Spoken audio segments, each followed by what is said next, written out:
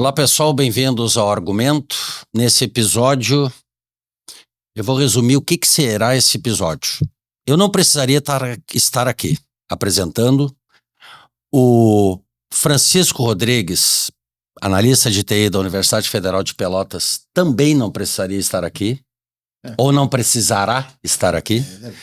E Rafael Moraes, professor e pesquisador da Universidade Federal de Pelotas, também não precisará estar aqui num futuro próximo. Por quê? Porque nós podemos estar brevemente sendo substituído pela inteligência artificial, que é o nosso assunto de hoje, da qual nós vamos debater. Eu fazendo a parte ignorante das perguntas, porque eu não domino absolutamente nada. O Francisco veio me ajudar a desmembrar. E o Rafael, principalmente, vai nos esclarecer e botar a par do que está rolando com a inteligência artificial. Boa noite, Francisco. Boa noite, Rafael. Boa noite. Grande prazer estar com vocês. Para mim é um prazer também. Obrigado pelo convite aqui de estar no Argumento, de conhecê-los pessoalmente. Essa temática ela é relevante e ela está em alta. E eu digo sempre o seguinte, existe uma revolução da inteligência artificial em andamento. As principais vítimas dessa revolução vão ser as que menos entendem sobre o assunto. Então, é um tema importantíssimo que você traz para o argumento hoje.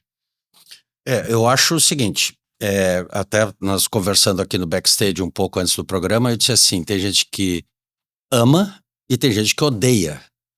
Mas, com certeza, mesmo tu odiando, tu já estás usando a inteligência artificial de alguma forma na tua vida. Né? Por menos usuário que a gente seja, por menos interligado que a gente esteja conectado com essas novidades, a pessoa de 80 anos, 90 anos, ela está utilizando a inteligência artificial. Cabe, acho que a sociedade, como um todo, o mundo inteiro, saber utilizar. Né? Eu nunca fui contra a tecnologia de maneira nenhuma, sou um cara favorável à tecnologia, até porque não adianta ser contra. Né? Hoje em dia nós estamos reféns disso e é um refém tem que se tornar uma coisa positiva. E aí eu te pergunto, existe alguma coisa atualmente extremamente positiva na IA? Com certeza, assim como qualquer tecnologia, você tem um lado muito positivo e um potencial lado muito negativo, né? Como qualquer tecnologia, você falou, existem pessoas que amam e que odeiam, né? Eu acho que a questão do amar é quando você vê benefício no uso dela, e do odiar é quando você tem receio, tem medo que aquilo mude muito a forma como a gente vive. E é inevitável você pensar isso, a inteligência artificial já está mudando a forma como a gente vive. Pensando em usuário, o usuário mais comum, ele é um usuário indireto. Ele está numa plataforma de streaming, ele está usando o celular e tem inteligência artificial ali por trás. Então, não necessariamente ele está indo em um aplicativo de inteligência artificial generativa e fazendo uma interação com a IA.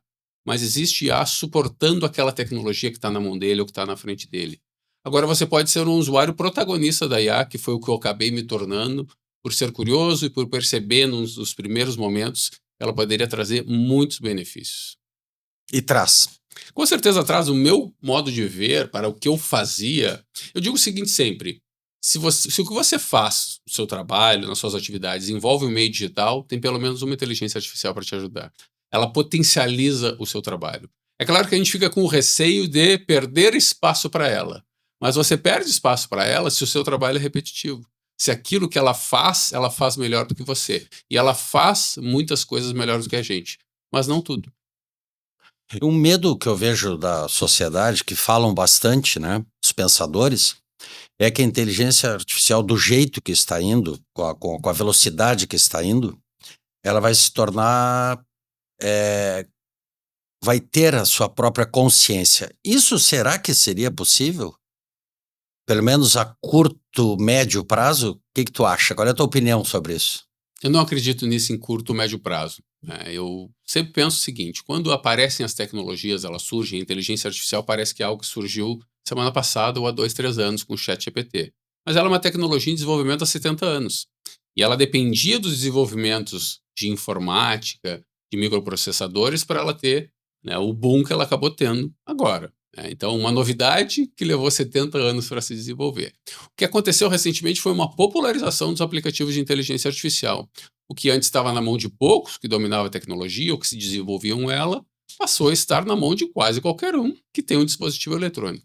Então, se nos ambientes digitais ela pode te ajudar, e a gente está vivendo uma sociedade que é quase dependente dos meios digitais, é óbvio que ela vai fazer parte do nosso dia a dia. Então, eu acho natural você entender que aquilo vai ser algo que no futuro vai ser mais poderoso do que agora. E aí a gente pode pensar nesse momento assim, né? Os problemas, como será que isso vai acontecer ao longo prazo, quantos empregos vão ser perdidos, isso vai acontecer de uma forma bastante natural. Mas eu entendo que, nesse momento, a gente vive uma transição. A gente está usando as ferramentas menos potentes. Elas já são altamente poderosas, mas elas são as menos potentes. É a ponta do iceberg. A ponta do iceberg. Quando você pensa na literatura, no cinema, quando as inteligências artificiais começaram a surgir, pelo menos a tecnologia, a ideia, o cinema já disse, a máquina vai dominar o homem, um dia nós seremos dependentes, escravos delas, né? A ficção, ela está sempre muito avançada em relação a isso. Então, um filme Odisseia no Espaço de 2001, imaginava-se que a gente faria viagens interestelares e que teria um robô lá que dominaria a gente no final. Isso aconteceu? Não aconteceu. Foi uma previsão muito pessimista, otimista? O que aconteceu? Tudo depende de uma série de fatores. Se você analisar filosoficamente, a gente já é dependente das máquinas, você concorda? Totalmente. Um celular, um aplicativo, alguma coisa que acontece em meios digitais. Agora, ela ser um organismo, uma vida, isso leva consciência. Com consciência, isso vai levar muito tempo. Você pode chegar hoje e perguntar para o ChatGPT ou outra IA dessas, quando você vai ter consciência? Ela não vai conseguir te responder, porque o que é consciência? A definição de consciência é algo difícil de você definir. A gente tem consciência porque no processo evolutivo os homens são máquinas desenvolvidas ao longo de bilhões de anos. Como você compara uma máquina de bilhões de anos com uma tecnologia de 70? Ela não tem ainda o livre-arbítrio. É outra questão filosófica difícil. É difícil. Já está em xeque isso, né? Muitas empresas que desenvolvem essas tecnologias, elas fazem testes. Testes, às vezes, que eles chamam de testes extremos. Será que se eu enganar ela, ela consegue, por algum motivo, ela começar a me enganar? Será que eu consigo fazer ela mentir? Será que eu consigo fazer ela quebrar algumas regras que eu tinha definido que ela não deveria quebrar? E algumas inteligências artificiais, à medida que o tempo vai passando, elas começam a mostrar esse potencial. Mas por que isso acontece? Porque são máquinas desenvolvidas por humanos.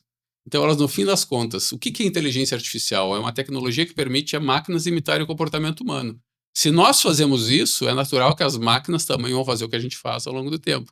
Seja mentir, talvez seja ter consciência. Mas para ter realmente uma consciência da forma como a gente entende, você precisa de um processo evolutivo.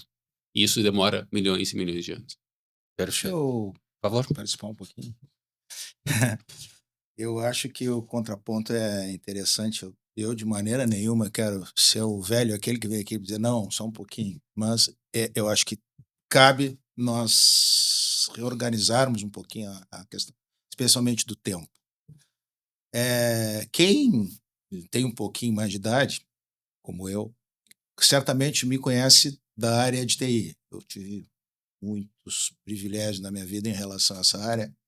Além de trabalhar na UFPEL desde 1985, também fui, junto com um grupo de professores, amigos, gente muito boa, fundador, criador dos cursos de educação superior da área aqui em Pelotas.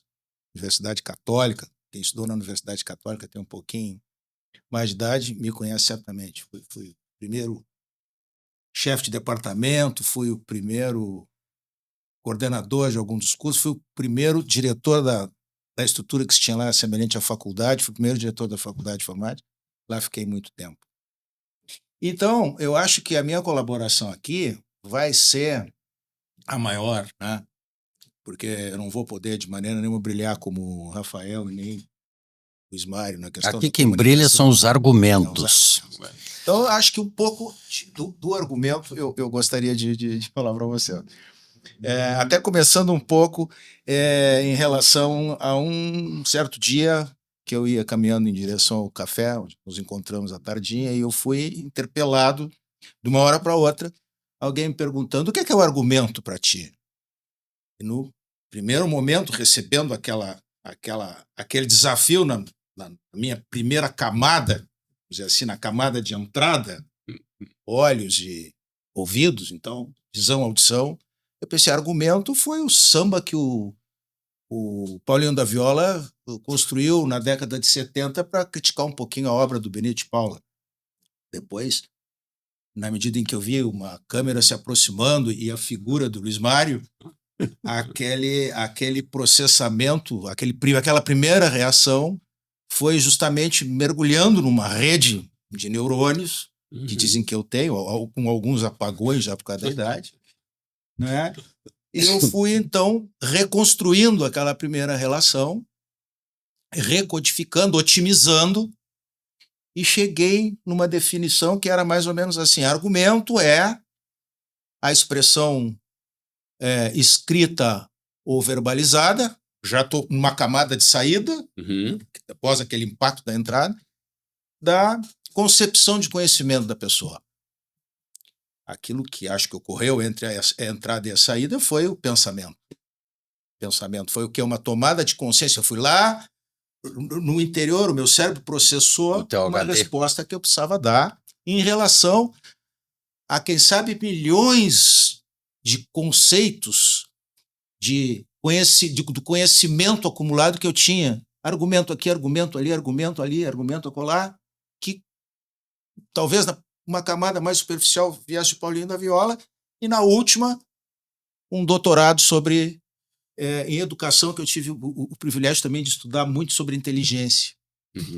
Eu sempre fui fissurado na questão de epistemologia, quem me conhece sabe bem. Cognição humana, essas coisas.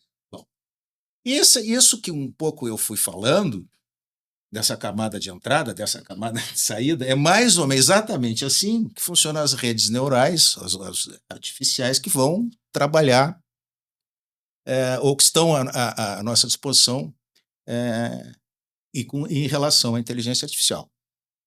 Bom, vou só fazer um parênteses e já encerrar, de novo passar a palavra para vocês. Espero que eu consiga contextualizar. Hoje de manhã eu disse que viria aqui e bati um papo rápido com alguns colegas que trabalham comigo lá na gestão de TI da UFPEL, e tentando assim, escuta, para vocês, afinal de contas, o que é IA? O que a IA representa? Porque agora, há pouco tempo se construiu uma linha do tempo lá sobre o histórico da TI na UFPEL, que começou lá em 1976, com a chegada do primeiro computador, e fomos até agora, 2023, com a inauguração lá da Recop, que é a Rede Comércio Pelotas, que é uma rede de fibra que interliga todas as instituições.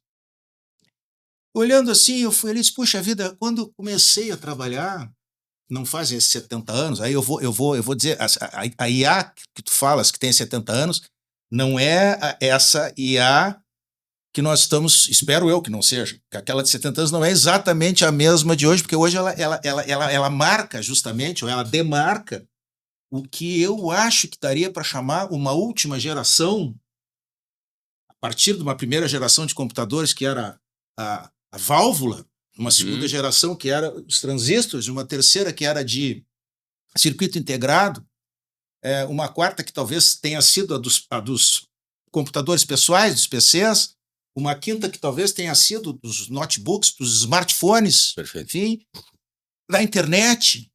Isso tudo aí, olhando lá na década de 90, quando a UFPEL se conectou na Bitnet, que a gente tinha acesso a e-mail, gente, era na década de 90, o pessoal, olha, vocês já foram lá, tem agora o e-mail, a gente consegue. Também havia o serviço de transferência de arquivos, havia as listas, as salas de discussão, eu nem me lembro como é que era, um chat, não sei lá como é que chamava, grupos de salas de bate-papo. Sala de bate-papo, me ajudasse. Bom, então, eu acho que essa inteligência artificial que nós estamos falando hoje, ela passa um pouco com uma ideia que um colega me lembrou hoje. Tem um sujeito, eu até anotei o nomezinho dele,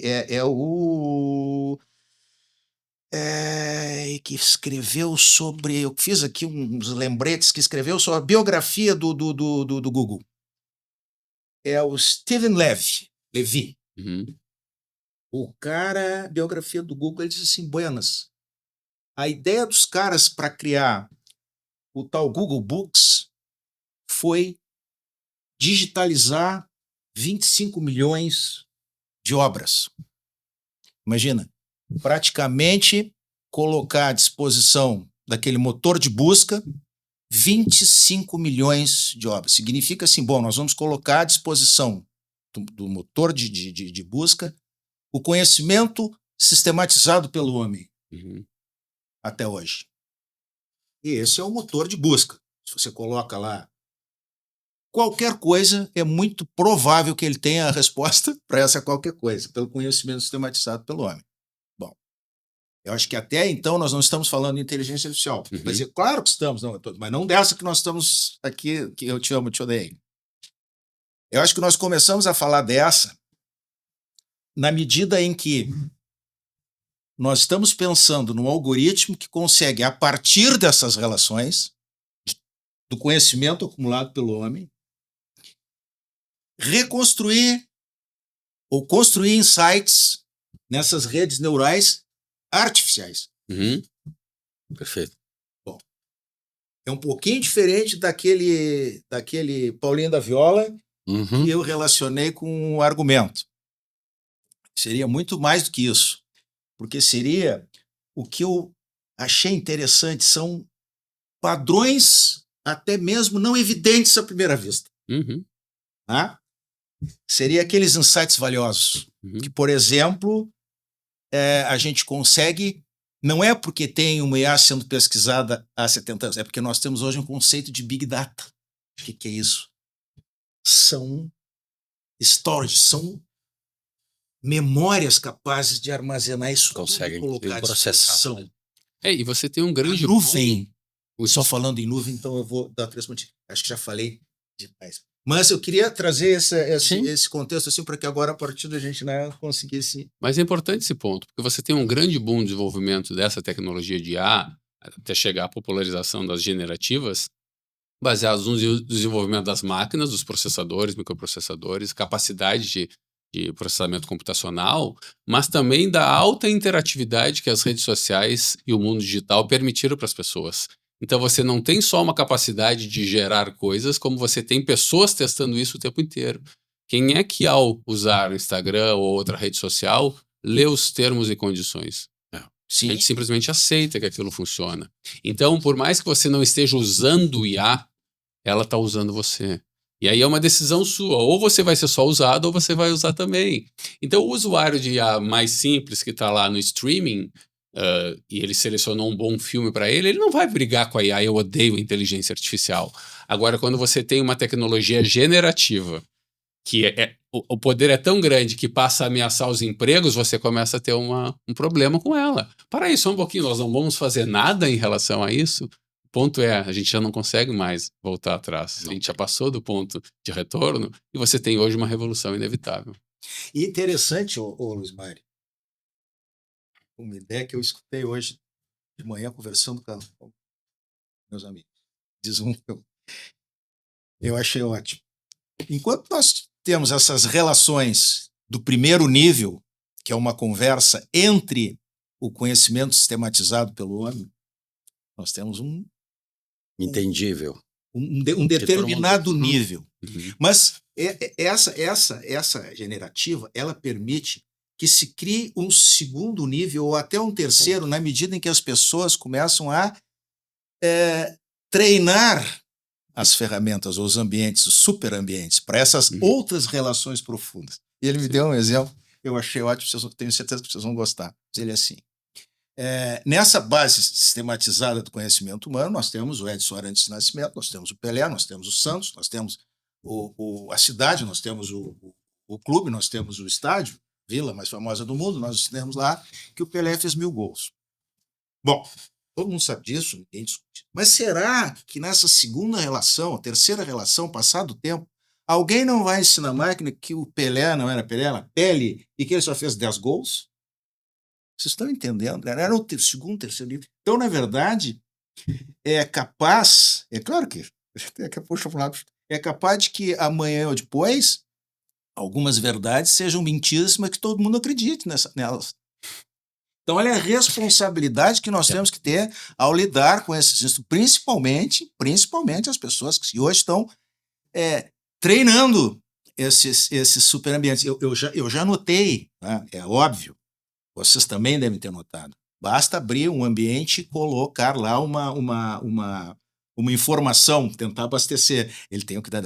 Segundo o professor Rafael, o Pelé não tinha 1.000, ele tinha 1.200. Mas aquilo passa a ser, então, a verdade, segundo o professor. Daqui a 200 anos, quantos gols terá o Pelé? Teria feito o Pelé. Sério? Eu tenho a impressão, me corrijam se for isso, mas dentro da minha ignorância, a IA hoje é um grande processador de texto, que ele copila, né, as milhares de informações e monta uma ideia. Um argumento. Um argumento baseado em... Então, se alguém disser, em algum momento da vida, alguém escrever e dizer que não é Pelé, é Pele, entendesse? Talvez ele, em algum momento, vá colocar lá no seu texto e dizer que Pelé, vulgo Pele, entendesse? Pode ser, eu não sei. Mas isso sempre, não precisaria nem a IA para fazer isso, né? Acho que autores que poderiam dizer que... Exatamente. Mas é que eu estou forçando... Sim, claro, o pensamento. A questão dessas relações profundas. Sim. Relações profundas, que não são essas relações superficiais. É a mesma aquela relação que eu fui buscar lá, não sei aonde, embora com os apagões, que já tem meu cérebro com a idade, onde é que estava aquele conceito de argumento? Sim. Que tinha a ver com pensamento. E com o pensamento daquilo que eu acreditava. Não é qualquer pensamento que representa a minha concepção sobre determinado assunto.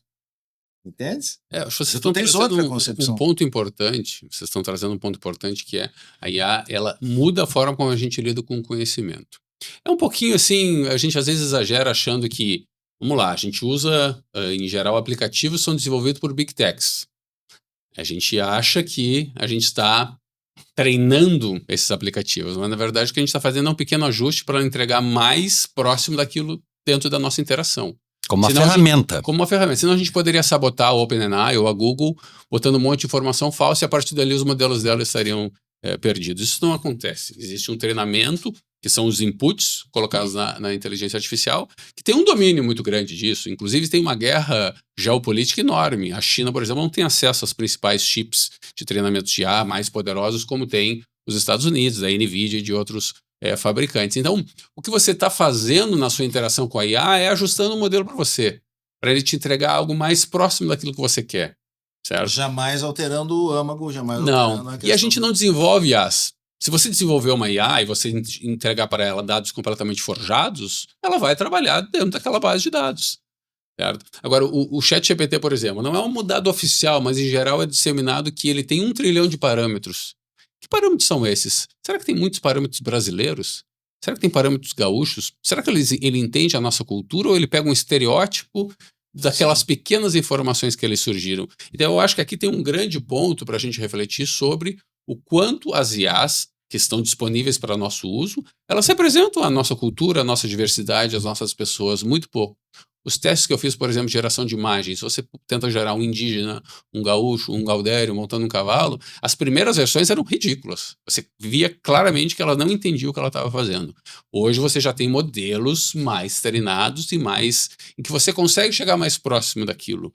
Mas a maior parte dos dados que são usados nesse treinamento são dados de países ricos, do norte global, dessas grandes empresas, porque são os principais usuários também. Então você tem esse ponto, né? A inteligência artificial ela é tão boa quanto os dados que elas foram usados para o treinamento dela. Qual é a fonte desses dados? Como você analisa 1 trilhão de parâmetros? Você não consegue. E as combinações desses parâmetros, né? Não, mas aí que está, ela consegue, nas combinações ela consegue. A pergunta que caberia, eu acho que seria mais assim, repara, tu estás treinando uma ferramenta para ti. Adaptando, eu diria. Ajustando. Ajustando, exatamente esse melhor termo. Esse ajuste, ele seria socializável, ou esse ajuste ficaria para ti? As duas coisas podem acontecer. No próprio ChatGPT, você entra lá e você pode clicar sim ou não se você quer que a sua interação também ajude a melhorar o modelo para outros usuários.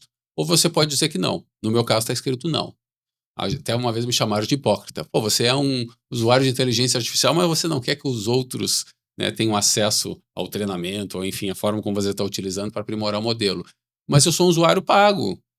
Se eles querem os meus dados, eu acho que isso vale muito. Então, eles que ou façam um sistema de graça ou me paguem por isso. Eu não quero pagar 2 vezes, com uma assinatura e com todos os meus dados. Tá. E o que tu... Agora eu acho que está chegando a hora de tu nos contares um pouco já. Pois é.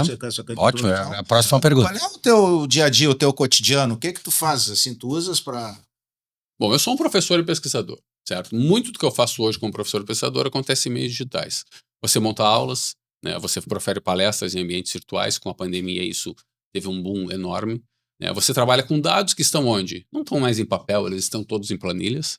Você lê artigos que não estão mais nas revistas, na biblioteca, eles estão na palma da sua mão, no laptop, no computador.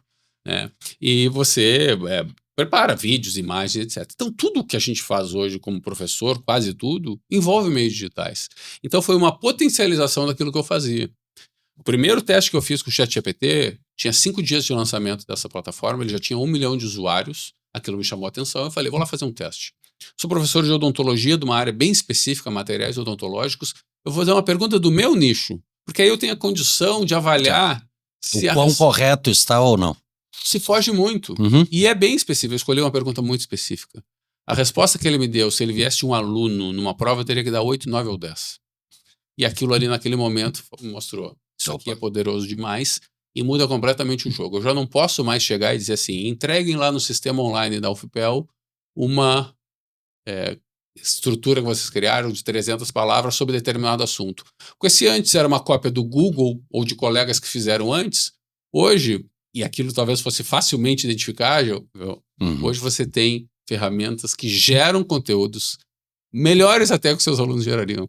E aí você vai ter que dar nota 10. Será que isso é um processo de aprendizado? Então eu percebi que na educação era um dos primeiros impactos que eu ia sofrer com a inteligência artificial. Eu tinha que mudar a forma como eu, como professor, atuava. Muitas coisas não mudam, mas outras coisas mudaram. E os alunos são... Tem uma questão importante relacionada à tecnologia, que é o seguinte. O que seus pais lhe pedem conselho? Os pais dos filhos pedem conselhos sobre tecnologia. Os filhos estão sempre à frente, porque as novas gerações estão sempre à frente das gerações mais velhas na questão de tecnologia. Então eu comecei a ser professor com 27 anos, 37 anos, hoje eu tenho 43 anos. Então várias gerações já se passaram, os alunos cada vez mais familiares com tecnologia e eu me afastando cada vez mais. Eu não queria isso. Por isso que eu trouxe isso para dentro do que eu fazia.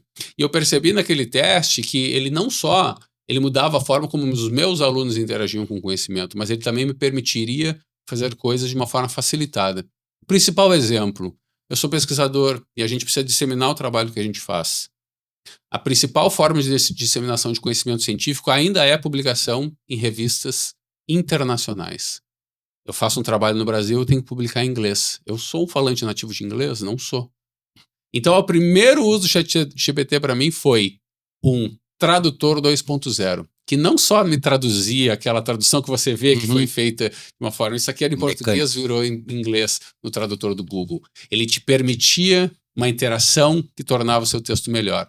A partir daquele momento, eu nunca mais enviei um artigo meu para revisão do idioma, em que eu gastava 700, 800, 900 reais por artigo. E eu passei a utilizar essas ferramentas. Mas tem um ponto crucial nisso. Você usa essas ferramentas para textos como um assessor e não delegar para ela. Escreva aí para mim. Porque se você faz isso, é o primeiro passo para você se tornar obsoleto. É evidente. Utilizar como uma ferramenta, né? Bom usar, muito bom ouvir essa resposta. Porque quando eu disse, bom, agora fala da sua prática, eu não sei se é aquela fantasia que o sujeito faz, o dentista especialista em chegar um robô com aquela maquininha de... Vai acontecer isso, vai acontecer. Com certeza. A China já tem uma ferramenta para educar melhor. Olha, esse conceito, gente, é antigo também. De 1900 na década de 90, existia um professor na Unicamp, Zé Armando Valente, que já fazia a classificação de diferentes tipos de uso do computador na educação. E ele já enfatizava ou distinguia o uso do computador como uma ferramenta de aprendizagem e não como uma ferramenta de instrução programada, uma ferramenta de teleeducação, enfim, uma ferramenta de aprendizagem. Eu acho assim que na educação, na pesquisa, enfim, nesse meio de produção de conhecimento, utilizar a inteligência artificial como... Gostei muito como eu uso como um assessor. É fantástico. Eu acho que, olha... Um revisor, vamos esse assim, é o recorte. Assessor. Muitas vezes as pessoas têm receio assim, alguns empregos vão sumir. Bom, a tecnologia sempre fez isso, né? E aí, mas as pessoas não vão mais saber conversar ou falar. A gente não sabe mais fazer contas sem calculadora. Vocês sabem? Sim. Eu talvez não saiba, eu vou ter dificuldade de contas complexas, mas hoje eu tenho ferramentas que fazem as contas complexas por mim. Então, a questão sobre o que vai ser substituído é aquilo que é o mais repetitivo. Se o trabalho que você faz é repetitivo, você vai ser substituído. Se você é um professor que trabalha como um robô, você vai ser substituído pela inteligência artificial. Se eu sou um professor que eu chego na frente dos meus alunos, eu pego o que estava no livro, eu repito o que estava no livro, eu faço uma avaliação com aquilo que estava no livro, eu dou a nota com aquilo que estava no livro, é muito melhor talvez estudar pelo YouTube, por algum outro tipo de programa de interface social ou plataforma social, ou por uma inteligência artificial. Agora, se eu sou professor que integro isso ao processo de aprendizagem, aí você tem alguma coisa conectada com a geração nova, né? E aí tu consegues, né, nessa interação, tu consegues ter uma avaliação mais qualitativa, né? Com certeza. Tu praticamente tu levas isso a ponto de quase conhecer como é que tá acontecendo a construção do conhecimento em cada aluno, né? Porque ele te traz um outro nível de... Uma possibilidade de individualização. Tu pode trabalhar com ele já com a ferramenta do lado, né? É uma experiência interessantíssima. Veja o caso interessante que surgiu. Hoje existem muitas formas de interação entre as pessoas, o que é excelente e o que é ruim, certo? A atenção, ela está totalmente fragmentada. Então, um professor que chega na sala de aula, ele está disputando a atenção com tudo que está acontecendo no mundo. Assim como todo mundo, assim, enfim, vive num ambiente, cada vez mais a gente faz mais coisas, ansiedades aumentam. Então, você, uma pessoa regular, comum, você tem dificuldade de manter a atenção em tudo, como mantinha no passado. O que surge exponencialmente? Diagnóstico de transtorno de déficit de atenção e hiperatividade. As pessoas têm dificuldade mesmo de se manter. A inteligência artificial é uma ótima ferramenta para quem tem dificuldade de manter a atenção num texto longo, por exemplo. Porque você pode trabalhar com ele em partes. Você pode pedir resumos. Você pode pedir com uma outra linguagem. Você pode pedir para esse parágrafo ser transformado em uma analogia para um entendimento melhor. Então você pode ver ela como uma ferramenta ultra poderosa de ensino. Ou você pode ver como uma muleta para... Eu não preciso mais fazer muita coisa, porque o meu seminário é feito pelo ChatGPT, o meu estudo é todo feito ali, e eu não aprendi grandes coisas, mas eu fui aprovado. Aí você coloca como é que se diz? A inteligência artificial e a educação à distância, e o aluno que só quer o canudo, e outras cositas. Mas a utilização dessa ferramenta não tornaria o usuário um pouco mais... Não diria burro, eu tô com a palavra burro na cabeça hoje, mas preguiçoso. Não teria, por exemplo, o exemplo que o Francisco deu aqui, quando foi perguntado a ele o que é argumento para ele com a câmera na cara dele, ele revisou todo o HD dele, né? Tu puxou os arquivos lá do início e chegou na melhor resposta. A inteligência artificial seria isso, né? Eu vou revisar todos os programas, todas as informações que eu tenho e chego nessa resposta. Essa cabeça pensante, tu que é um professor, que depois eu quero que tu fale um pouco mais dos cursos que você dá, enfim, será que para o jovem, vamos lá, de 15, 16, 20 anos que está iniciando uma carreira, enfim, que é o que domina, é o que vai dominar futuramente, principalmente, né? Ele é 100% analógico, 1000% analógico não, digital, não seria um emburrecimento ou seria um direcionamento da inteligência? É isso que é a minha pergunta. Porque eu pergunto isso porque tem gente que diz, mas nós estamos ficando cada vez mais burro. Não é questão de burro, por exemplo, eu não sei o número do meu celular. Se tu me pergunta agora qual é o meu celular, eu não sei, vou ter que olhar aqui. Eu sabia o telefone de tudo, até dos bombeiros de Pelotas, que era um número enorme. Na minha época, te ligava, pedia para os bombeiros acordar às 5 da manhã para pegar o ônibus. Que cola com um esparadrapo atrás do celular, o número do celular. É mais ou menos eu, entendeu? Então, esse emburrecimento, entendeu? Eu acho que não é uma questão de emburrecer. O meu HD, eu não quero encher com esse tipo de informação. Eu quero informações mais qualitativas, que é o que ele falou aqui. É inevitável esse choque. Uma tecnologia tão poderosa como essa, ela vai trazer disrupção em diversos setores. E um deles é o setor de educação, de cognição. Existem alguns estudos que fizeram testes, né? Separaram grupos em que os alunos ali desenvolviam a solução de um problema, porque a IA é uma excelente solucionadora de problemas. Ela te ajuda a solucionar problemas. Isso vai estar em qualquer lugar. Esse grupo que não usava inteligência artificial demorava muito mais para chegar na resposta. E o grupo que usava IA chegava a respostas muito mais rápidas. Semanas depois, você questionava esses alunos sobre o que eles aprenderam, o grupo de IA tinha aprendido muito pouco, enquanto o outro grupo tinha desenvolvido esse processo cognitivo e lembrava de detalhes desse processo. Então, eu entendo que é como a forma como você interage. Se você quer uma interação de baixa qualidade, você só quer um resultado rápido, como abrir um livro e pegar a primeira resposta que está ali, você não vai aprender muita coisa. Se você integra dentro de um processo efetivamente de desenvolvimento cognitivo, neurológico, das suas capacidades de argumentação... Que te faça pensar, né? Que te faça pensar e você não simplesmente delega a ela tudo, você tem uma ferramenta altamente poderosa de auxílio. Você pode chegar mais longe. Agora, é inevitável, né, num mundo totalmente digital, em que as pessoas nascem com o celular na mão, daqui a pouco estão nascendo com inteligência artificial. Sim. Já estão, né, nascendo com inteligência artificial na palma das mãos, que algumas coisas não sejam mais como eram. Então, a gente já não escreve mais tão bem, porque a gente passou a digitar. Não sei se vocês têm uma caligrafia bonita, eu não tenho mais. A gente já não sabe mais fazer as contas, porque a gente usa calculadoras. Então, isso foi um emborrecimento? Por um lado, talvez sim. Mas você adaptou a forma como você vive, porque a tecnologia te permitiu isso. Então você consegue fazer as coisas mais rápido. Mas você pode ainda fazer a conta em papel. Você escolhe fazer ela em papel às vezes? Sim. Será que é importante? Eu acho, por exemplo, escrever fundamental. Pode ser até digitando. Se você para de escrever e começa a dar só prompt, e a escrita é feita pela inteligência artificial, eu acho que você deixa de lado uma parte importantíssima do seu desenvolvimento cognitivo sobre qualquer assunto. A expressão escrita é... Mas talvez seja inevitável as novas gerações, porque essa galera já está estudando pelo TikTok. Sim. Você entende o que é isso para um professor?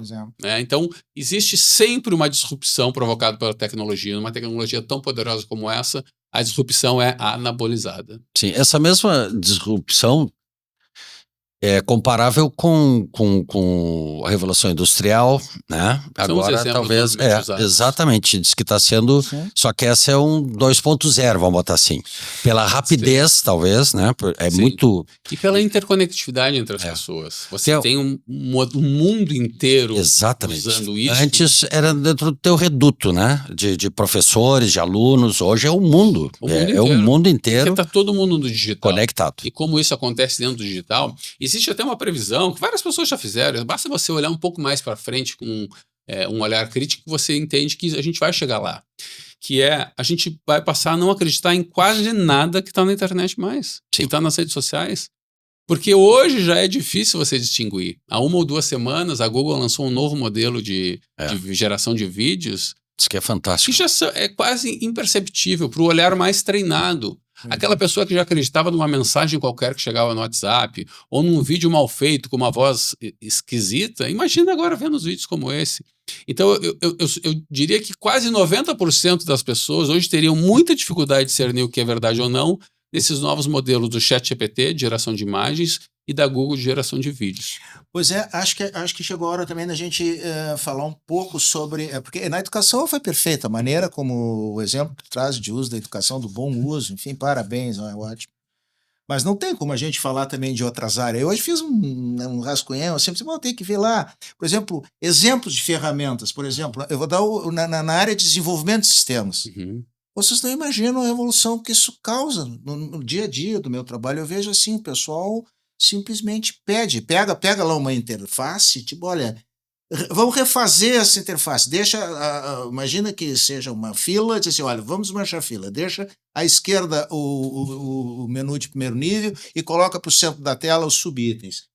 Automaticamente ele vai lá e faz isso visualmente, e tu vais olhar por trás, está lá o código da ultíssima geração de código, perfeito, escrito em IA.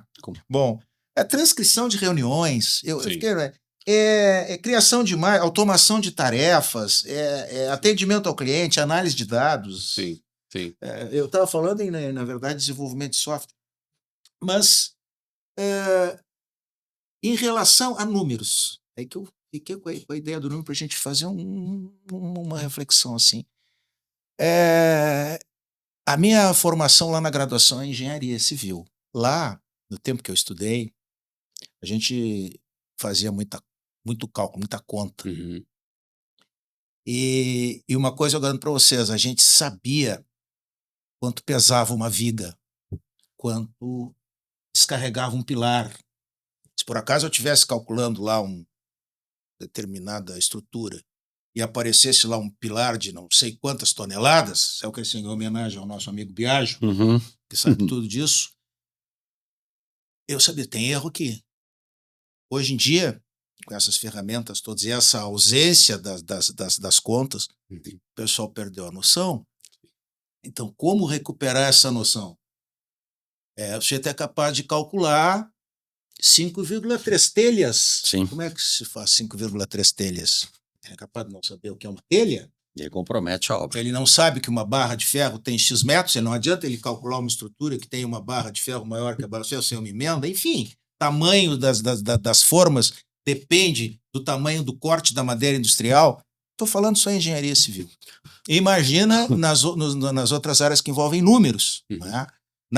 Bom, então, como desenvolver no usuário esse nível de criticidade, não é? A ponto dele dizer isso aqui está certo, isso aqui não está certo, isso é viável, isso aqui não é viável. Eu me enganei, de repente. Mas é o que vai diferenciar o profissional do profissional.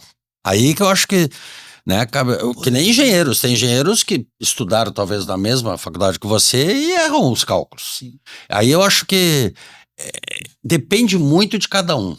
E por último, aquela pergunta que não quero calar. Existe uma turma desenvolvendo essas maravilhas todas que nós estamos falando lá atrás. São os desenvolvedores. Uhum. Ah, sim. Princípio de tudo. Deixa eu comentar aqui isso que vocês falaram. Tem uma frase que eu costumo dizer nas minhas aulas e palestras, que é a seguinte: quem é o especialista? É você ou a inteligência artificial? Porque se for a inteligência artificial, eu não preciso de você. Você se tornou obsoleto. Você é engenheiro. Sim. Obrigado, você não precisa mais trabalhar. Você compra um sistema que calcula, mas é que pode dar problema. Ele pode dar problema. E o especialista tem que continuar sendo especialista e ele vai utilizar a inteligência artificial. É aí que você coloca a barreira entre quem vai ser substituído ou não. Quem é que assina? E se você assinar não como especialista, mas só simplesmente como uma assinatura, você não revisou, não refinou, não analisou criticamente o conteúdo que foi ali gerado, esse conteúdo pode ser um texto, pode ser uma música, pode ser uma imagem, pode ser um cálculo, pode ser uma obra de engenharia, pode ser todo um projeto arquitetônico, pode ser um código. É lógico. E você simplesmente disse, tá perfeito, eu assino, você não é mais o especialista. Você é um assinador de papel feito pela inteligência artificial. Eu acho que a gente finca uma bandeira quando a gente diz o seguinte: nós somos especialistas. Vou dar um exemplo. Você vai num consultório médico hoje, odontológico, pegar essas duas áreas, sou da área de odontologia. Você imagina um atendimento feito por robô? Nunca vai. Talvez um dia, mas amanhã, daqui a 2 anos, não, isso vai demorar muito tempo. O especialista vai usar a tecnologia para melhores diagnósticos, melhores prognósticos, fazer uma análise melhor da sua saúde bucal geral, vai usar tecnologias que usam IA como um escaneamento intrabucal para entender melhor como funciona a sua boca, vai pedir exames e a IA vai integrar esses exames, a sua ficha médica com a sua ficha odontológica. Todos os exames de imagem hoje, os traçados são quase automáticos. Você não precisa mais botar uma reguinha e calcular a movimentação ortodôntica. Você tem ferramentas que trabalham dessa forma. Agora, são softwares validados, não é? Eu peguei o ChatGPT, coloquei 2 ou 3 coisas e pedi para ele fazer. Então, o que eu acho que vai acontecer é a gente ter soluções de inteligência artificial sendo oferecidas para a gente, para diferentes propósitos. Eu tenho dificuldade de ver uma all-in-one, uma tudo em um, sabe? Uma inteligência artificial que faz tudo. O primeiro passo para você usar IA para mim vai no modelo amplo de linguagem, vai no ChatGPT, vai no Google Gemini, vai no Claude da Anthropic ou vai no DeepSeek da China que apareceu, que é excelente. Ali você começa a ter uma interação mais complexa, porque tem IA que é aquele atendimento de robô que você mandou uma mensagem para o seu plano de saúde ou para o médico e ele está só te seguindo um script. Clique isso é isso. Isso não é uma inteligência artificial de verdade. A inteligência artificial precisa ter adaptabilidade, precisa ter aprendizado. Ela precisa entender o processamento natural de linguagem, ou seja, como os humanos falam e se comunicam. Aí você começa a ter uma tecnologia mais poderosa. Então dê os primeiros passos, aqui assim, falando com os telespectadores, com um modelo amplo de linguagem. Ali que você vai ter as primeiras interações, troca uma ideia, pergunte o que ele é capaz de fazer ou não, troque uma ideia de algum assunto que você domine, para ver se ele tem um domínio próximo de você. Em algum momento você vai perceber, essa ferramenta é muito poderosa, mas eu não vou delegar tudo a ela, eu vou continuar fazendo uma filtragem do que ela me entrega. E a Alexia, nossa amiga, e a Siri, também nossa amiga, que nível de inteligência artificial? Muitas vezes as pessoas, aqui inteligência artificial, aquele é o nível... Outro dia alguém disse que viu alguém brigando com a Alexia, não foi? Nos contando? Batendo boca. São inteligências artificiais, né? Assessores virtuais. Elas entram talvez ali. A gente pode pegar assim 4, mais ou menos, categorias. Não são categorias, mas Sim. Dá para identificar assim diferença. Inteligência artificial, a técnica mais geral, envolve tudo, é ampla. Aí você tem os algoritmos, indispensáveis para a inteligência artificial, mas um algoritmo sozinho não é uma IA. Certo? Aí você tem robôs virtuais, que podem ou não ter adaptabilidade ao aprendizado, ou podem só seguir um script, uma automação. Não necessariamente é IA, mas pode ser IA. E agora você tem uma onda dos agentes de IA. É quando você começa a dar autonomia para a inteligência artificial fazer coisas por você. Então busca essa semana as melhores opções de passagens para eu viajar até o Rio de Janeiro nessa semana. Não é fantástico isso? Dá um baita trabalho procurar passagens. Agora, você vai simplesmente dar o cartão de crédito para ela e comprar a passagem? Talvez no futuro. Hoje eu vou pegar os links que ela me mandou, vou conferir se as passagens estão assim mesmo, se eu não estou pagando a tarifa mais alta. Então, se você vai aos poucos nessa interação... Você criando um vínculo de confiança, né? Vínculo de confiança, entendimento de como funciona o sistema. Será que tem erros nesse processo? E sempre tem uma margem de erro. Sempre tem uma margem de erro, e se você permite, entende que essa margem de erro está presente, você tem menos riscos ao utilizar essas ferramentas. Ótimo. Me fala um pouco dos teus cursos, se é que tu pode conversar sobre isso. Com certeza. Eu sou professor da Universidade Federal de Pelotas, há 16 anos vou fazer esse ano, e aí o ano passado eu decidi sair da dedicação exclusiva, ou seja, eu não sou só um professor exclusivo da UFPEL, porque eu percebi que existia um potencial para outras jornadas profissionais depois de 15 anos, e o mundo digital me permitiu isso. Quando chegou a pandemia, apareceram várias oportunidades de lives, de aulas virtuais, presenciais, eu tinha bastante contato, eu já viajava a vários locais dando palestras presenciais, isso migrou para um modelo para um modelo virtual. Né? Para mim foi um facilitador, porque a gente sabe, Pelotas é longe de tudo, qualquer lugar que você vai no Brasil é longe, é difícil, é interior, as viagens, então aquilo me permitiu ser um professor em meios digitais. Eu também percebi naquele momento que eu tinha um certo preconceito com redes sociais que eu tive que vencer. Eu não gostava de Facebook, mas eu percebi que os meus alunos, eles davam mais bola, eles viam mais, com uns olhos mais brilhantes, os dentistas e professores do Instagram do que os próprios dentistas que estavam dentro da sala de aula deles. Então essa desconexão, ela foi me empurrando para testar mais o meio digital. E aí, usando mais o meio digital, usando mais redes sociais, você começa a ter mais familiaridade com aquilo, aparece a inteligência artificial generativa, ChatGPT e outros, você testa e percebe que aquilo te ajuda, inclusive nesse seu posicionamento digital, te facilita um monte de coisas. Hoje eu faço roteiro de vídeo, revisando, mas eu faço roteiro de vídeo, eu faço recorte de vídeo, eu coloco as legendas dos vídeos, tudo usando IA. Poderia ser um processo manual, mas eu tiro assim metade do tempo, 2/3 do tempo, automatizando um pouco esses processos. E aí isso me permitiu essa jornada nova. Os primeiros cursos online que eu tive foram mais na área de ciência, eu me embaso muito nesse meu desenvolvimento científico. Como eu sou autor e pesquisador de artigos, eu vivo um meio acadêmico científico nacional e internacional, que é um meio muito crítico. O que é a verdade? Claro. Nesse meio, você se basa em o que seria o conhecimento de verdade, aquele conhecimento que é criado, curado e interpretado da forma mais imparcial possível.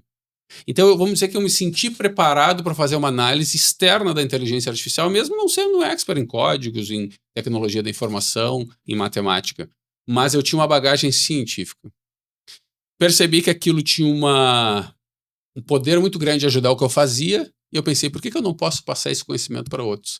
Então, hoje eu tenho alguns cursos online. O curso principal que eu tenho chama IA Direto ao Ponto, em que eu ensino estudantes, pós-graduandos, professores, pesquisadores, palestrantes, profissionais a usar a inteligência artificial de uma forma segura, de uma forma responsável, de uma forma ética, mas também de uma forma prática, né? Diminuindo o tempo naquilo que eles fazem, ganhando qualidade e poupando recursos. Como um facilitador Facilitador do para o processo. profissional. E eu te faço uma questão, Rafael e ao Francisco. A inteligência artificial, ela é burra ou ela é muito inteligente mesmo? Sabe que tem uma definição ou uma discussão sobre isso? E tem gente que diz o seguinte, que não é nem inteligente nem artificial, certo? Não é inteligente, porque a definição de inteligência talvez ela não caberia, e não é artificial porque ela é baseada no nosso conhecimento, na nossa inteligência. Lá nos anos 50 tem o famoso teste de Turing, vocês já ouviram falar do teste de Turing? Que ele poupou, assim, ó, acho que décadas de discussão filosófica sobre o que é ser inteligente ou não. A partir do teste de Turing se definiu que uma máquina vai ser considerada inteligente quando você não conseguir discernir se aquela interação, ela tem que ser uma interação longa, certo? Você trocando ideias com ela, pode ser por texto, pode ser por imagem, pode ser por voz, você não consiga discernir se é uma máquina ou não. Se é um humano ou é uma máquina? É um humano ou é uma máquina? Começou por texto, né? As primeiras interações que você faz com o ChatGPT, você sabe que é uma máquina, mas você diz, isso aqui parece gente falando. Né? E agora a gente está migrando para um cenário em que a gente vai ter vídeos em que você não vai discernir se é inteligência artificial ou não. Então a gente já passou desse teste de Turing, a gente já considera inteligente com base naquela definição. Agora, as mesmas pessoas que dizem isso, que não é nem inteligente, que não é nem artificial, elas dizem que a grande diferença do humano e da tecnologia de IA é que a IA é um mecanismo que lida com dados, que lida com informações, que lida com códigos, enquanto seres humanos, seres vivos, são organismos, né? E aí você tem o metabolismo, você tem outras coisas que para a IA ter isso, ela vai precisar de um processo evolutivo que leva muito tempo. Então eu vejo aí uma grande diferenciação. O problema mesmo está no meio digital. No meio digital é todo mundo uma imagem, um código, alguma coisa que a gente não consegue discernir. Fora dali, eu acho que a gente vai ter uma valorização cada vez maior do que é presencial por causa da inteligência artificial. Sem dúvida. O dia que a inteligência artificial tiver variações de humor, aí eu vou começar a acreditar mesmo. Emoções é bem não difícil. Fazem parte, né? Não ela fazem pode parte. simular Não uma emoção, mas fazem. ela não tem o nosso aparato para ter... Como não faz parte, talvez, do mundo virtual, né? Nada Exato. como um olho no olho. Exato. Tem chats de namoro, né, virtual, que tu começa namorando, etc e tal, troca informações, troca carinhos, troca tudo Mas tem um momento que tu vai ter que ter o olho no olho e a pele na pele. E essa aí, acho que a máquina, infelizmente, ou felizmente para alguns, nunca irá substituir. Eu fico bastante preocupado só com uma coisa no futuro, tá? Eu acho que se utilizada como uma ferramenta é fantástico, enfim. Mas eu fico com muito medo na parte quando nós chegarmos e em algum momento nós sermos julgados pela inteligência artificial, no sentido de um juiz jogar para dentro de uma inteligência artificial e meio que ter um parecer sobre o Luiz, condenado a X anos, com uma imagem que não era eu, sabe, que isso poderá ser reutilizado lá no futuro, bem filme de 007, vamos botar assim, lá no futuro, né? Que é próximo. Pela velocidade que tem, não é um futuro, eu não vou estar mais aqui. Não, acho que estarei aqui, pela velocidade que está indo a coisa. É o único medo que eu tenho, sabe? Essa parte, e aí volto, talvez, a tua palavra que tu falou aqui, que eu dou os cursos com responsabilidade. Será que todo mundo dará esse curso com responsabilidade de dizer, calma, é uma máquina. Ela apenas copila o que nós, né, algum momento falamos na vida, ou escreveu, ou alguém tem um dado, então ela está compilando isso aí. Mas cabe ao nosso livre-arbítrio decidirmos, com muita consciência, sabendo que aquilo lá é uma máquina, mas o veredito quem dá sou eu, a minha consciência. Né? É o único medo que eu tenho, porque o resto eu não tenho medo não, eu acho fantástico. Minha impressão é que juízes, advogados já usam inteligência artificial, pelo menos como um assessor dos seus trabalhos, não, sem mesmo dúvida. Que eles não digam isso. Sem dúvida. Certo? Eles não admitem, mas eu acho que sim. Não vão admitir, mas usam. Né? E tem casos aí um pouco anedóticos que apareceram de jurisprudências que nunca desistiram, porque existe a questão da alucinação da inteligência artificial, que é aquela margem de erro que a gente falou. né? Sim. Uma coisa que dá para ver claramente, apareceram algumas imagens de inteligência artificial que foram geradas da seguinte forma: você dá uma imagem para ela e pede para ela replicar. A partir da imagem replicada, você pede para ela replicar de novo. Não muda nada, replica. Depois de 100 vezes, a imagem é completamente diferente. Porque as microvariações que ela vai adicionando vão fazendo, no fim das contas, surgirem algo que não existia. Se isso acontece numa imagem que você enxerga, o que acontece numa informação que você não enxerga? Porque a questão não é apenas o que a IA te mostra, mas é o que ela altera sem você perceber. E nos processos jurídicos você tem laudas e laudas e laudas e laudas. Quem vai revisar tudo isso? Tem que ser o especialista. Voltando aos 1000 gols do Pelé. É. Né? Lá do início. Pelé ou Pele. Pele, porque é justamente essas replicações infinitas. Exato. Exatamente. Então, se você trabalha com. Você coloca uma notícia lá e você pede para ela fazer um resumo, e você trabalha com aquilo uma vez, você tem uma margem de erro pequena. Se a partir dali você tem diversas interações, sempre a partir daquela primeira interação, gerando uma segunda, gerando uma terceira, pode ser que daqui a pouco ela já esteja falando exatamente isso. Mentira que vira verdade. Mentira que vira verdade. Então, a gente vai viver, já está vivendo um pouco, mas um multiverso digital, em que a gente vai ter dificuldade de acreditar em qualquer coisa. Momentos cruciais em que essas coisas vão acontecer, eleições. Aconteceu agora na eleição americana, vai acontecer na nossa eleição aqui. É um grande problema, porque se as pessoas acreditavam numa mensagem no WhatsApp, elas não vão acreditar no seu político favorito ou naquele que eles odeiam, falando isso ou aquilo, com a voz do político, com o estilo do político, tudo muito bem feito. Escândalos fabricados. Né? Escândalos fabricados. Então, a gente está na margem de acontecer nos meios digitais, a gente ser incapaz de saber se as coisas são verdade ou não. E aí, esse astrofísico americano, ele prevê que em algum tempo a gente vai usar a internet de novo como a gente usava lá no passado. Só para ver vídeo de gatinho, de bichinho, porque a gente não vai acreditar em nada do que está ali dentro. Eu acho que já tem essa onda hoje, né? Muita. Eu acho, por exemplo, vamos falar um pouco agora no final de regulação disso tudo, né? Eu acho que nós estamos anos-luz atrasados, né? O mundo, não só o Brasil, não estou colocando só o Brasil, mas acho que o mundo inteiro está muito atrasado e não vai conseguir chegar nunca, nem perto da velocidade que está a evolução da IA. O que é um problema, até porque tu não tem muito o que regular, que todos os dias estão se reinventando. Tu deu um exemplo aqui que depois de 100 vezes essa imagem está diferente. Talvez daqui a 2 meses ou 30 dias, com 1000 vezes ela fique diferente, não mais 100 vezes. Uhum. Então tu não vai chegar lá nunca ou seja, já estão corrigindo isso. Ela já está talvez se corrigindo que, mas ela não pode mudar tanto a imagem, replicar essa imagem 100 vezes, como era, talvez fosse 10 vezes, foi para 100, agora talvez para 1000, 1 milhão. Então é um problema, mas eu volto a dizer, acho que é tudo uma questão de consciência, né? De cada um. Porque para todo vigarista que acorda de manhã tem um trouxa para cair na dele, né? Então cabe nós sermos menos trouxa para enfrentar esses vigaristas. É no IA, é no conto do vigário, o cara da esquina, do bilhete premiado, sempre tem gente que cai até hoje no conto, entendeu? Então cabe a nós, e isso só tem uma forma disso, é com educação.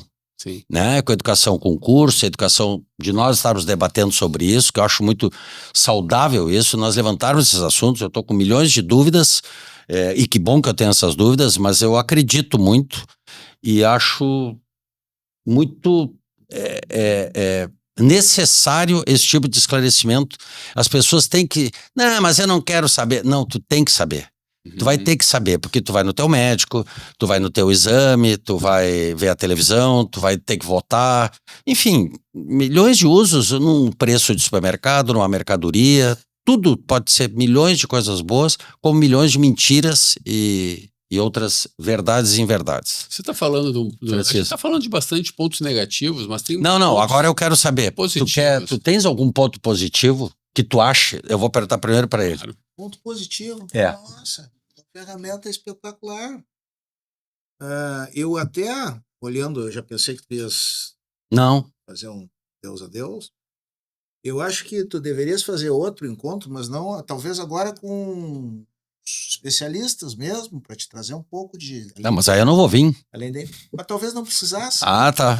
Manda a minha inteligência artificial.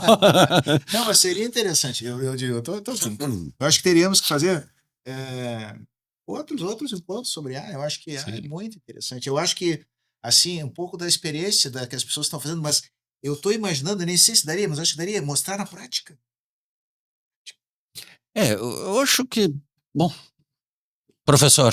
O que eu penso assim, vamos lá, vamos falar de benefícios. Né? Tem um professor da USP que ele diz o seguinte: em 5 anos vai ser antiético um médico não utilizar a inteligência artificial em diagnóstico.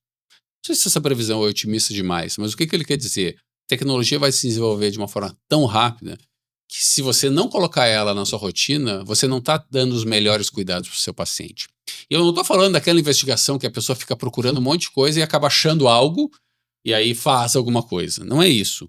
Mas diagnóstico de câncer, diagnóstico por imagem, análise de exames, integração de histórico médico de paciente, facilitado por IA, ajudando o especialista a tomar uma decisão melhor. Então, a tomada de decisão vai ser facilitada por IA, porque ela vai te mostrar, ela vai te gerar melhores diagnósticos com uma margem de acerto maior. Isso tem centenas de estudos já mostrando, comparando especialistas, tentando avaliar imagens radiográficas ou imagens de tomografia para detecção de câncer e a IA, porque a forma que ela avalia os padrões é diferente da nossa, então ela é mais precisa nisso. Então você traz para sua rotina, e não que você delegue para um médico de IA ou para uma máquina a decisão, mas você traz ela para sua rotina. Assim como o prognóstico dessa doença, dentro das condições que você tem, à medida que a gente tem mais dados para treinar IAs específicas para isso, e a gente tem, por exemplo, um sistema único de saúde que vai te permitir isso, de certa forma, e o ano passado teve diversos projetos aprovados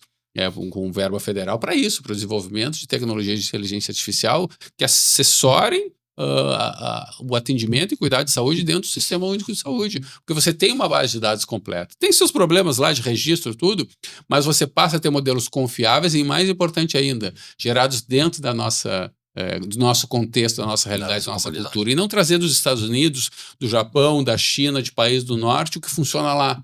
Que a nossa diversidade cultural, ela influencia também a prognóstico, desenvolvimento e as questões relacionadas a doenças e agravos de saúde que acontecem aqui.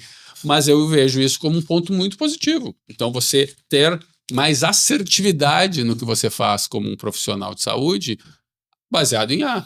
Então, usando IA como assessoria. Acho que ainda leva um tempo para isso acontecer. Mas no tráfego, no controle de tráfego, que nem é uma coisa tão nova, é um IA que até a gente diz assim, não é uma IA, não foi em função daquela IA que controla, que regula o tráfego, para pegar um pouco a tua palavra, mas há quanto tempo, né? Principalmente num momento de pânico, né? Como a máquina se comporta muito melhor, tomar uma decisão não emocional, né? Tem que tirar o trem ali naquele momento, com a maior frieza. Eu acho que o profissional, ele vai se ver obrigado, como já está quase que obrigado a utilizar a IA, até porque o seu paciente vai usar. Exato. Entendeu? Hoje a gente falava assim, hoje o cara vai procurar o médico, mas ele já olhou no Google o que ele tem. E ele quer só confrontar e quer o aval do médico, do profissional que estudou, enfim, tem seu valor. E nem o Google assim, é mais o mesmo. Os primeiros resultados são de inteligência artificial. Exatamente. Eu acho que vai ficar... Na imagem, né? Na imagem é impressionante, na questão de interpretação de exames, tanto que, não raro, a gente vê, olha, é recomendável não ir sempre no mesmo ambiente de imagem. Troca, vai no outro, porque daqui a pouco, se eu trouxe o exame anterior, já induz uma repetição. Sim. Que bom daquilo que é para ver, né? Que bom que seja daquilo que é para ver, mas pior é quando induz para não ver. Né? Perfeito. Então, vai existir também um pouco de sobretratamento. Aí há ponto, então, que vamos pegar a odontologia, que esse dente aqui precisa ser cavitado. Hoje a gente entende que a doença cárie é uma doença comportamental, você não precisa sempre colocar uma broca e uma resina em cima. Você pode trabalhar com dieta, com controle, existem formas menos invasivas. Mas também vai ter o profissional que vai se aproveitar dessa situação. Olha o que a IA está me dizendo aqui, para tentar fazer mais procedimentos do que deveria. E aí você tem um efeito bumerangue. Quando é para ajudar, ela acaba tendo um retorno negativo. Eu acho... Tu tem alguma consideração final sobre IA? Desejar que no futuro tenham outras pessoas para estar ao mesmo tempo, porque eu acho esse tema muito interessante. Todo mundo está afim de estudar sobre. Seu recurso será interposto. Visões diferentes sobre isso, né? Eu me considero um usuário de IA, comecei a dar curso de IA, porque eu entendo que em qualquer área que você atua hoje, que envolve meios digitais, você precisa ter uma visão crítica do uso de IA pelos especialistas da área. Então não vai ser o Elon Musk que vai chegar aqui e vai te ensinar o que é IA, ele vai te ensinar dentro de um cenário que ele entende que é IA, dos vieses que ele carrega. Né? Mas tem um ponto muito importante nisso, a gente é muito refém dessas Big Techs. Sim. Então a gente é refém da OpenAI hoje, ChatGPT, da Google, o próprio Grok, que é do X hoje, enfim, o X hoje, o Twitter hoje é uma rede social baseada em IA. Sim. É o maior modelo de IA hoje porque ele é o tempo inteiro treinado, ajustado e aquecido por usuários do mundo inteiro. Então o poder que essas Big Techs tinham o ano passado, ou 2, 3 anos, já era enorme, com inteligência artificial se tornou astronômico. Então, a gente vai ter uma influência muito grande de inteligência artificial e tecnologia nos próximos anos em tudo que a gente fizer. Eu acho que as maiores vítimas são os que menos entendem sobre a técnica. Aqueles que usarem de uma forma protagonista, eles vão entender um pouco melhor e vão estar um pouco mais protegidos. Essa visão, eu acho exatamente, fala certo, cara. Para que os especialistas eles falem o que eles estão enxergando, o que vem por aí, trazer os caras que trabalham com a pesquisa de IA como atividade, enfim, como atividade, né? Bom, o que está se pensando em relação às redes neurais, em relação a essas, né, Big Data, em relação à própria... Hoje o pessoal já está cada vez mais achando a internet lenta. Imagina se o pessoal começa a ver a internet que eu comecei a usar. O fax. Me lembro do fax. Agora, Rafael, tu tens uma visão do mundo daqui a 20 anos? O que tu imagina? 20 anos eu acho pouco. Né? Não, mas eu quero 20 anos. Eu acho que... eu acho que não sei se eu duro tanto. Mas vamos lá. Mas o que tu acha? Porque normalmente eu pergunto assim, a IA vai dominar o homem. Eu acho que isso vai acontecer e a gente vai estar tudo morto, sabe? Porque, obviamente, o fim do mundo como a gente conhece, ele vai estar envolvido com a tecnologia que estiver disponível naquele momento. Ou a IA vai acabar com o mundo, ou a gente vai acabar com o mundo antes dela. Né? Mas em 20 anos eu vejo um mundo cada vez mais tecnológico, cada vez mais centrado em si. Então você descentralizou muito, né, essa questão da informação. Por um lado, é muito ruim para quem faz ciência e trabalha com aquilo que é um método mais rigoroso possível para chegar o mais próximo possível da verdade, porque as pessoas não estão mais preocupadas com a verdade, elas são preocupadas com a sua verdade. Então, em meios digitais, a minha previsão é um multiverso. Cada um vive o seu mundo. As pessoas serão avatares nos mundos digitais. Você vai ser quem você quiser lá dentro. Assim como já é hoje, mas isso vai aumentar. Mas eu vejo um retorno aos poucos da valorização do presencial. Um exemplo como professor, prova presencial escrita.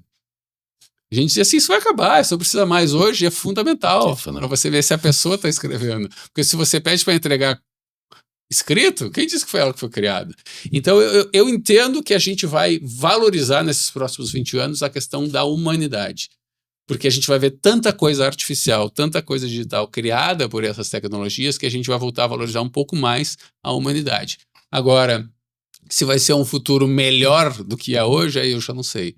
Porque as questões psicológicas, as questões sociais, as questões de ansiedade, dificuldade de lidar com tudo isso, com toda essa interação, elas não vão diminuir. Daqui a 20 anos as pessoas estão usando menos redes sociais, estão interagindo menos entre elas. Você nem consegue ser um nômade digital hoje, você não consegue trabalhar, você não consegue ter um documento físico mais, que os documentos são digitais. Você passa num guardador de rua e você diz assim, eu só tenho o Pix, amigo, ele não tem, ele está fora do mundo. Então vai ser muito difícil você não ter uma inserção digital. Agora vai ser um mundo completamente enlouquecido no sentido de que o que é verdade mesmo ali no mundo digital vai ser muito difícil de ser verificado. Tu acredita na ideia de uma terceira guerra mundial tecnológica? Eu acho que ela já ocorre. Porque para mim uma guerra mundial é uma guerra que envolve, né, um mundo de uma forma ampla. Eu acho que isso já ocorre. É que ela não é mais do jeito que a gente via. Declarou-se, invadiu-se. Porque quem é que percebe uma invasão digital? Você sabe se a fronteira foi cruzada no digital? Você não sabe se tem alguém usando seu celular agora.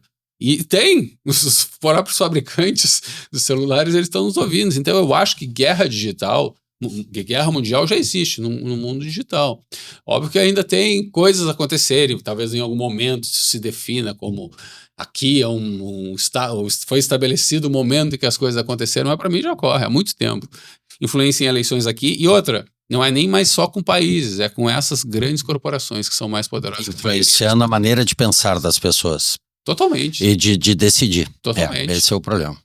Haja visto que na posse do presidente dos Estados Unidos, Donald Trump, estavam os 4 grandes das Big Techs, né? Por que será? Porque são Os altamente 4 poderosas. Primeiro que estão muito ricos e segundo que são os que vão determinar daqui para frente.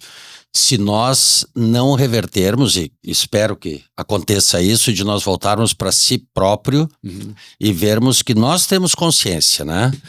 Para aí, deixa eu escutar a minha voz da consciência. Não vou na conversa dos outros, né? Que é o que, acho que no outro dia nós estávamos conversando sobre isso, Francisco, que era do tipo assim, tu vai te atirar do precipício porque teu amigo diz que vai se atirar? Eu quero o que nossos pais diziam, teu avô dizia muito isso, entendeu? E realmente, eu tenho que parar e pensar comigo, peraí, mas ele está se atirando, então porque essa onda muita gente vai se atirar do precipício. A gente vive uma era da influência também. Exatamente. Os influenciadores, eles têm um poder. Eu acho que é influência com velocidade. Eu acho que o problema todo é a velocidade, que não dá tempo de pensar. Não. Clique aqui, é o que tu falou ali. Quem é que lê as regras para aceitar? Quem é que lê o manual do carro ao comprar uma televisão? Passa da manchete. É ligar na toma. Exatamente, é do headline lá. E ali eu formo a minha concepção da minha ideia do que deve ser aquela notícia lá e espalho isso. Só que uma coisa é espalhar entre nós 3 aqui. Outra coisa é quem tem influência no mundo. E isso é muito perigoso. Você aumenta a polarização, que a gente já percebe muito alta, porque você tem situações cada vez mais extremas em debate. E aí, como a gente acaba pendendo para um lado ou para o outro em função de quem está nesse lado e quem está nesse outro, às vezes a gente vai aceitar situações simplesmente porque esse lado me parece mais interessante. Por isso eu volto na questão. O que é o conhecimento de verdade? É aquele que é o mais imparcial possível. Se você se esforça para ser o mais imparcial possível dentro daquilo, do cerne do que você vive, do ambiente que você circula, você tem menos problemas. Agora, imparcialidade é algo que vai contra a nossa naturalidade. Porque a gente, imagina, será que esse leão aqui vai querer me comer? Eu vou ser mais imparcial, vou trocar uma ideia com ele, você foge dele. Então os estereótipos ao longo do tempo, eles foram importantes para a nossa sobrevivência. Só que hoje, como a gente vive em sociedade, o ser imparcial tornaria a sociedade mais saudável. Mas as pessoas parecem não querer ser imparciais, muito pelo contrário, elas querem pertencer a um lado que é antagonista do outro. Ótimo. Francisco. Tá legal, eu aceito o argumento. Tá bem. Mais alguma colocação, professor? Não, para finalizar, eu acho que você tem menos problemas com a inteligência artificial quando você mantém ela no seu controle. Então, seja protagonista do uso e mantenha ela no seu controle. Com isso, você reduz as chances de você ser a vítima. Perfeito. De tudo isso aqui que se conversou, o burro aqui da história, que sou eu sou um simples... mero coadjuvante. Simples mazolinha. Exatamente. Eu acho o seguinte, voltamos sempre ao cerne de uma questão. O ser humano, né? A pessoa como ser humano. Eu não sei, era uma pergunta que eu queria te fazer, se a inteligência artificial algum dia terá fé. Eu já perguntei esse tipo de coisa. É claro que a gente está falando com os modelos mais simples, né? Isso é uma coisa interessante de pensar também. Se hoje a gente já está vendo isso de uma forma catastrófica quase, imagine em 10, 20, 30 anos, enquanto que esses modelos estão crescendo de uma forma exponencial, e tudo vai ser muito amplificado, né? Eu já troquei esse tipo de questão com ela. A questão de sentimentos, de fé, quando seria possível isso? Mas os modelos, das principais Big Techs, eles têm uma camada ética que é colocada. Elas foram até criticadas por usar mão de obra barata de países africanos para criar essa camada ética, para não ter um choque nessa interação. Se você usa o Grok lá do Elon Musk, ele tem uma camada ética muito tênue. Entra no ChatGPT e pede para um animal dando um tiro no outro. Você não consegue Na do Grok você consegue. Um animal segurando uma metralhadora. Então você, né, essas camadas éticas, elas ainda são muito importantes. E agora, quando você tiver uma disseminação de diversas inteligências artificiais, aí cada um quase usando a sua, né? Imagina a Universidade Federal de Pelotas criando a sua própria IA. Obviamente ela vai ter uma responsabilidade muito grande aí, mas o problema mesmo vai ser com o uso irresponsável da tecnologia. Então, acho difícil assim, a gente pensar de uma forma muito clara sobre o que vai acontecer, mas vai acontecer muita coisa boa e ruim. Bem, eu acho que de forma responsável e talvez um pouco irresponsável de minha parte, foram ótimos os argumentos. Temos assunto para não só para mais um programa, acho que mais outro. Não se falou aqui sobre os problemas ecológicos que trazem a inteligência artificial. É enorme, é um custo muito grande isso. Sim. Que talvez seja aí que talvez arrefeça um pouco esse tipo de crescimento exponencial. Se falou sobre consciência, que é muito importante. Aliás, eu acho que é tudo, né? Nós temos consciência de nossos atos. A utilização como uma ferramenta, né? Como uma muleta de um trabalho, como uma forma de auxílio, mas a minha forma de pensar. No fundo, quem vai assinar a fatura é você. O profissional, o dentista, o médico, o professor, eu como Burraldino, é eu que vou assinar. Então o responsável sou eu não posso jogar para frente. O juiz nunca vai condenar a inteligência artificial. Ela não pode ser responsável. Ela não tem PJ e ela não tem CPF. Então, é você que o que utiliza isso para enganar, para corroborar com o teu pensamento, pode até ser, mas é o teu pensamento que vai estar lá. Eu achei muito bom o papo, curto por sinal, né? 1 hora não é nada, mas porque é muito assunto. Sim. Mas eu acho que se esclareceu. Rafael, eu te agradeço imensamente pela tua... Eu recomendo vocês acessarem as redes sociais do Rafael, que eu tive dando uma olhada. É fantástico, ele fala o linguajar que o burro aqui consegue entender, certo? Ao Francisco, obrigado pela colaboração e vamos... Na terceira jornada que o senhor me fez... Se Deus quiser, de novo te peguei de surpresa, mas é sempre bom, tá bom? Agradeço a equipe mais uma vez, peço que todos sigam as redes sociais e logo teremos um outro programa para abordar, vamos combinar um pouco melhor sobre os assuntos, porque hoje foi bem informal mesmo, é a forma como eu quero. O importante aqui é que nós tenhamos bons argumentos para tentar evidenciar as nossas ideias, tá bom? Muito obrigado e até a próxima.